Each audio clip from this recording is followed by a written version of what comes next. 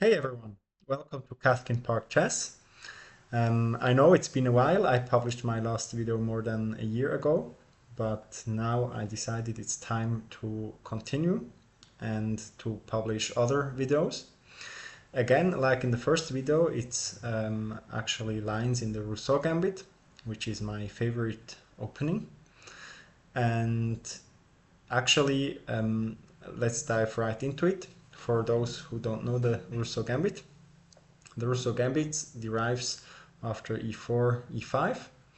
Then white tries to go into the Italian game, develops the bishop, and here it's actually the Rousseau gambit, which is a very aggressive move. It's pawn to f5, which is a very aggressive move because it challenges white's pawn in the center.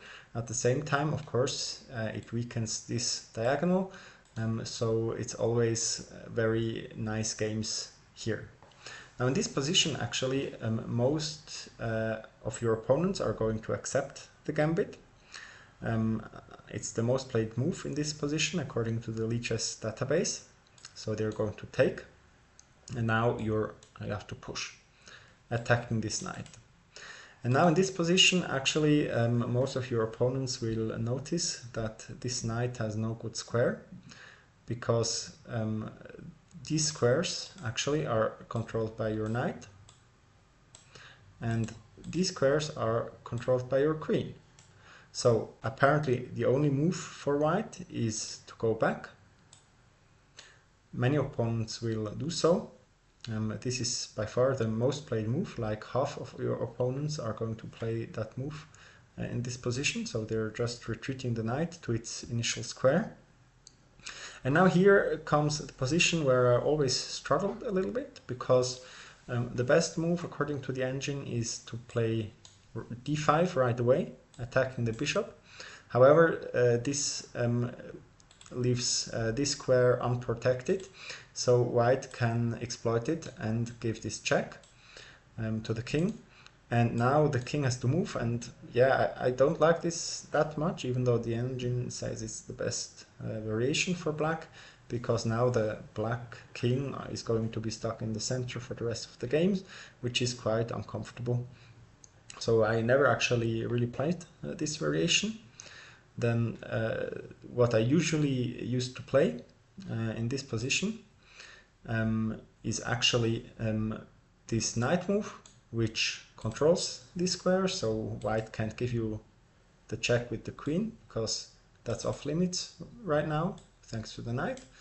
But actually the games, at least in my experience, used to be quite boring. Yeah, because it's quite positional, not so many tactics. Yeah, so I thought, what could I play? And then I came up with the third move recommended by the engine. It's a little bit worse. I mean, the best move, which was this pawn move, is minus 0.6, and third move is exactly equal. But then I looked at the Lichess database, and I saw that it scores exactly the same as the other two moves. According to Lichess database, about 60% win rate for black. Also with this move, queen to g5. And I really like this move because it's an attacking move. Of course, in theory, you shouldn't move your queen out too early in the opening, but the move has its benefits because it attacks two pawns. So you're already threatening to win one pawn back. It also controls this square, so the queen can't give this nasty check. That's not possible anymore.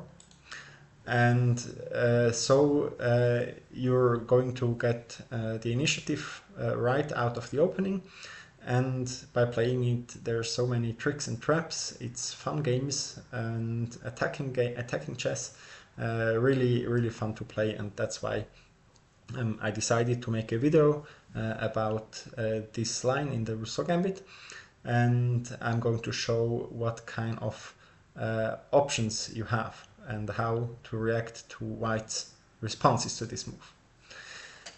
So in this position, white has actually like three main moves.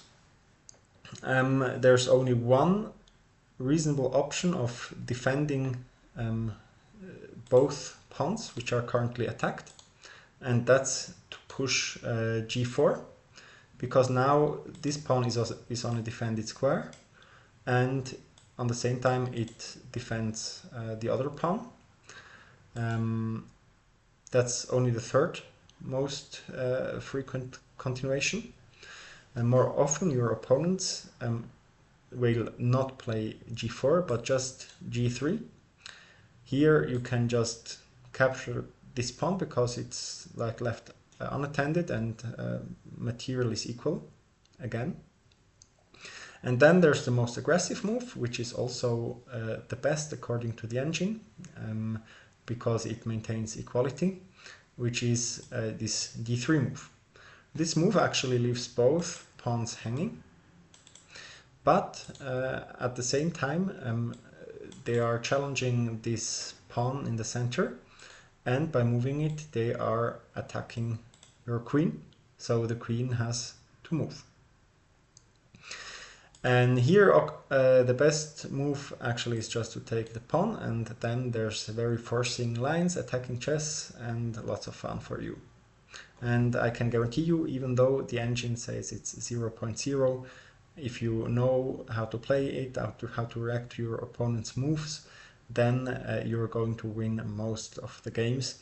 And hence I strongly recommend to watch also the other videos where I explain in more depth how to react to white's moves and how to win the games.